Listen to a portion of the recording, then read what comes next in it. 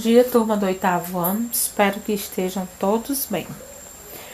A nossa aula hoje, o tema é Movimentos de Independência na América Espanhola. Tempos de colonização. A colonização espanhola de vastas áreas do continente americano foi organizada de acordo com as práticas mercantilistas. Na América, os espanhóis encontraram áreas de extração de prata e ouro, logo no início do século XVI, e de imediato começaram a transportar os metais preciosos para a Europa. A quantidade de prata e ouro extraída foi imensa, difícil de ser calculada, pois houve muita pilhagem e contrabando. Entretanto, toda essa riqueza que foi transportada para a Espanha e que excedia em 3 vezes o total de reservas europeias, não permaneceu nos cofres da coroa. O escritor Eduardo Galeano fez um comentário irônico a esse respeito. Disse ele: os espanhóis tinham a vaca, mas eram os outros que bebiam o leite. Os outros, no caso, eram os outros governos dos países europeus, como os da França, Holanda e Inglaterra, principalmente que passaram a fornecer para os espanhóis as mercadorias que produziam, acumulando ouro e prata. Como o principal objetivo do mercantilismo era o acúmulo de metais preciosos, a conquista da América deixou a Espanha em posição bem favorável. Nos séculos XVI e XVII, nenhuma outra monarquia europeia conseguiu acumular tanto ouro e prata. Os governos europeus que não tinham acesso direto às minas tentariam obter o ouro e a prata explorados na América por meio de atividade comercial. Dessa forma, franceses, holandeses e ingleses desenvolveram suas manufaturas e com seus produtos poderiam abastecer os mercados externos. O governo da Espanha, por exemplo, tornou-se um grande importador desses produtos, especialmente ao longo dos séculos XVI e XVII. Assim, os metais preciosos sairiam do território espanhol para custear as importações de produtos manufaturados. Quanto às colônias americanas, mediante a quase impossibilidade dos espanhóis abastecerem, acabaram desenvolvendo nas regiões próximas às áreas mineradoras uma produção de mercadorias necessária para a população que ali vivia.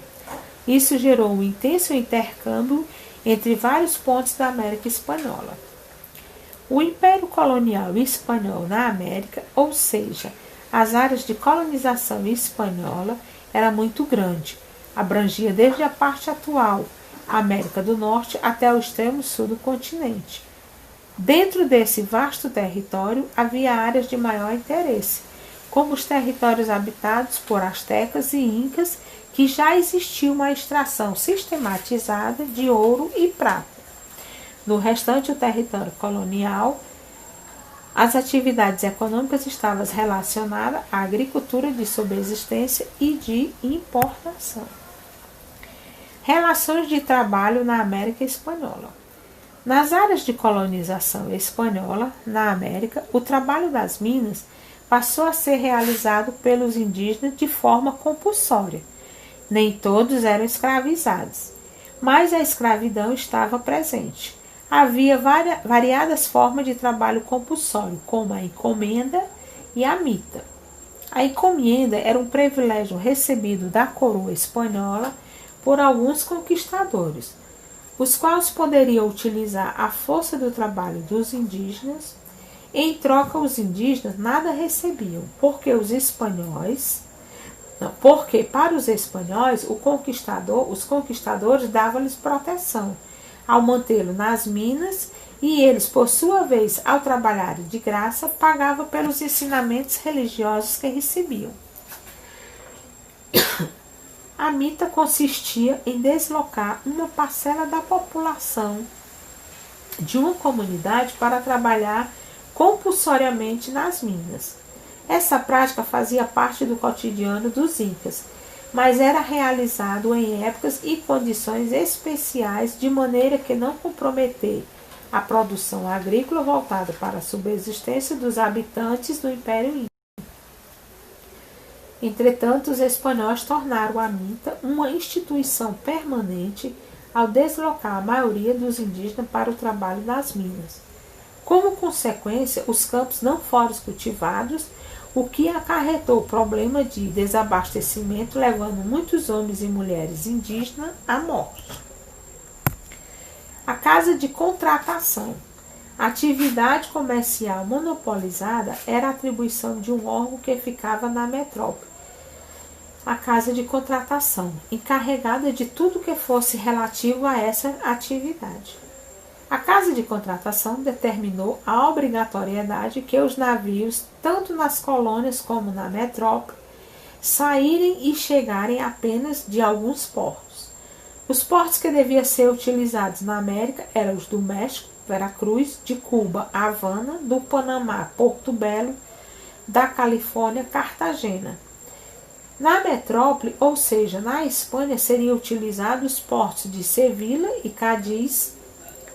Tratava-se de uma medida que pretendia impedir o contrabando, mas ele nem sempre foi bem sucedido nesse sentido. O século XVII assinalou a decadência da mineração e, a partir desse momento, as regiões da América Espanhola se dedicaram à agricultura, voltando-se para si próprio ou para o mercado externo, o que faz diminuir as relações entre várias partes do Império Colonial Espanhol. A administração e órgãos da administração. O Conselho das Índias era o órgão responsável pela administração das colônias na América, ficava sediado na metrópole e a ele competia cuidar de todos os assuntos relacionados ao Império Ultramarino.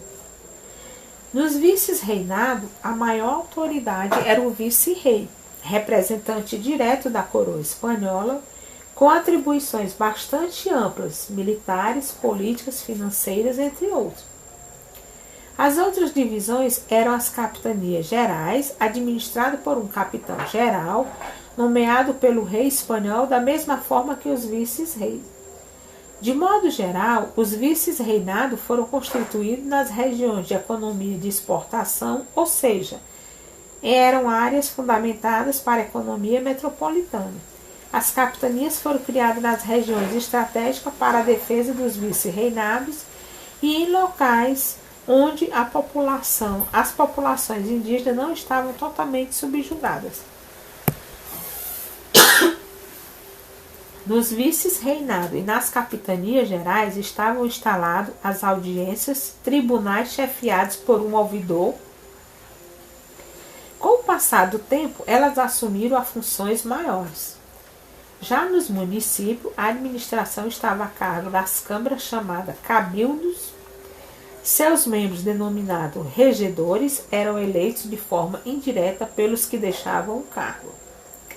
Essa complexa máquina administrativa se justificava pela necessidade de constante vigilância para impedir o contrabando e o roubo. Aspectos da sociedade colonial. Os milhões de habitantes dos vices-reinados e das capitanias gerais estavam basicamente divididos em dois grupos. Segundo o critério étnico, por um lado, os espanhóis e seus descendentes, minoria branca, constituíam a elite. Por outro, os indígenas chamados mestiços e os africanos, na condições de escravo, compunham a grande massa dominada e subjugada de diversas formas. As regiões de extração mineral concentravam-se a maior parte da população. Entre a minoria branca, a elite também havia diferenciações.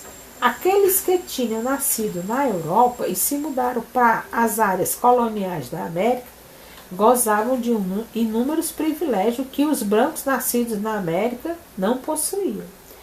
Os primeiros eram denominados chapetones, enquanto se reservava o nome de crioulos para os nascidos no continente americano.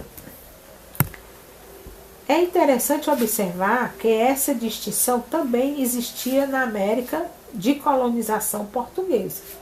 Os portugueses nascidos no Rio de Portugal eram denominados renós, enquanto os que nasciam na colônia eram chamados de manzombas.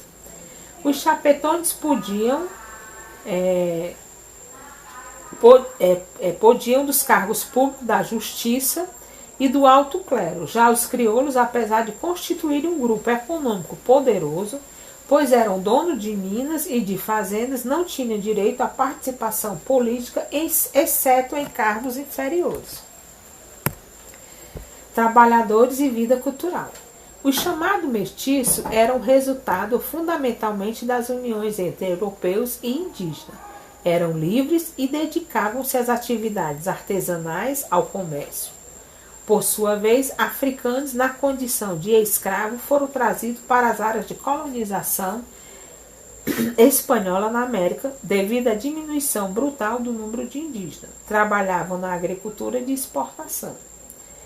No tocante à vida cultural, observa-se que a Igreja Católica esteve presente desde o momento inicial da conquista, na tentativa de manter os colonos submissos à autoridade da coroa espanhola. Os religiosos eram, portanto, uma espécie de braço direito da coroa, responsável pela moralização dos costumes, pela catequização dos indígenas e pela educação e assistência espiritual aos colonos. Bem, movimentos de independência na América Espanhola, certo? Página 100, é o capítulo 8, páginas 160 a 167, e resolver os exercícios propostos no final da videoaula. Vamos lá. Primeiro, cite os portos que poderiam ser utilizados na América. O século XVII assinalou a decadência da mineração. A que se dedicaram as regiões da América Espanhola? Quem eram os chapetones?